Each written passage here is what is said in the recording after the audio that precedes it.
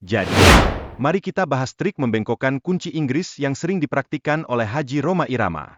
Trik ini seringkali disalahartikan sebagai kemampuan gaib.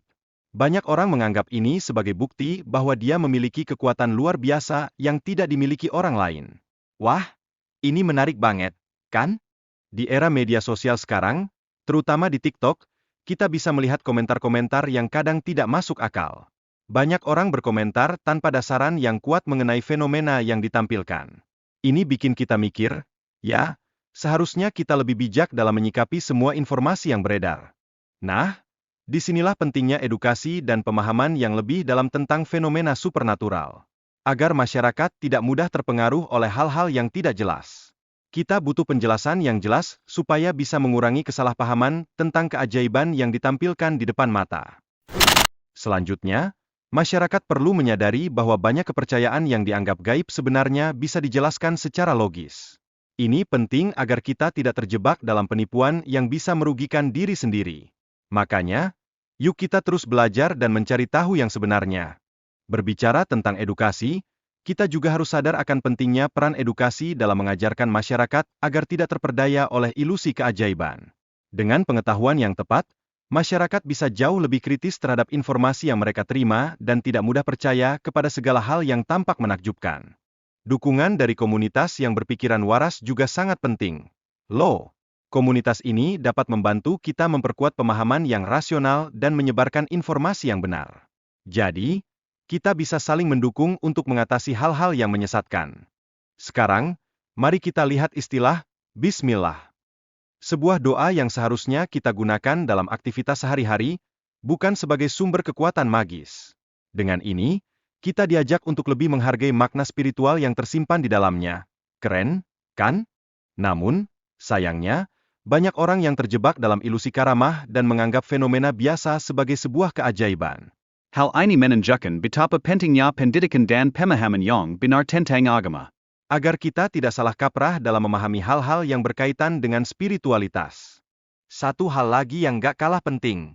Kritik terhadap konten yang menyesatkan di media sosial sangat diperlukan untuk mencegah kebodohan di masyarakat. Edukasi dan kesadaran harus terus ditingkatkan agar kita tidak mudah terpengaruh oleh informasi yang buruk. Banyak komentar yang menyebut Rhoma Irama memiliki kesaktian. Tapi sayangnya, penilaian ini seringkali tidak berdasar. Dan, ini hanya mengarah pada kebodohan yang lebih besar di masyarakat. Kita harus kritis, guys. Sikap skeptis terhadap praktik dukun dan kesaktian menunjukkan bahwa masih ada pengaruh budaya yang kuat terhadap kepercayaan mistis di Indonesia. Kita perlu mendidik diri kita sendiri agar bisa membedakan antara trik sulap dan kesaktian yang sesungguhnya, agar kita tidak terjebak dalam penipuan. Ada juga yang percaya bahwa kemampuan Bang Haji Rhoma Irama ini berasal dari ilmu silat dan tasawuf. Padahal, banyak orang yang menganggap ini hanya sebagai candaan. Ini menunjukkan betapa pentingnya pemahaman yang benar di tengah masyarakat kita. Ketika kita diskusikan komentar negatif yang ditujukan kepada Bang Haji Rhoma Irama, kita bisa melihat ada kekhawatiran yang besar akan pendidikan masyarakat Indonesia. Banyak yang merasa malu dengan pandangan yang dibentuk oleh kelompok tertentu, dan ini perlu kita perbaiki. Pesulap Merah juga sudah menegaskan bahwa dia tidak punya masalah pribadi dengan Bang Haji Rhoma Irama. Dia hanya fokus pada kritik terhadap orang-orang yang menganggapnya memiliki kesaktian. Guys. Jadi, ini bukan soal pribadi. Oh, dan jangan lupa. Alat sulap yang digunakan dalam demonstrasi ini bisa dibeli di toko alat sulap. Ini menunjukkan bahwa kesaktian yang ditampilkan sebenarnya adalah hasil dari trik, bukan kemampuan supernatural. Makanya, kita harus lebih jeli. Ketika kita membahas bahan dari alat yang digunakan, itu sangat penting juga. Alat ini terbuat dari timah, bukan besi, sehingga mudah untuk dibengkokkan. Ini menjelaskan banyak hal, bukan?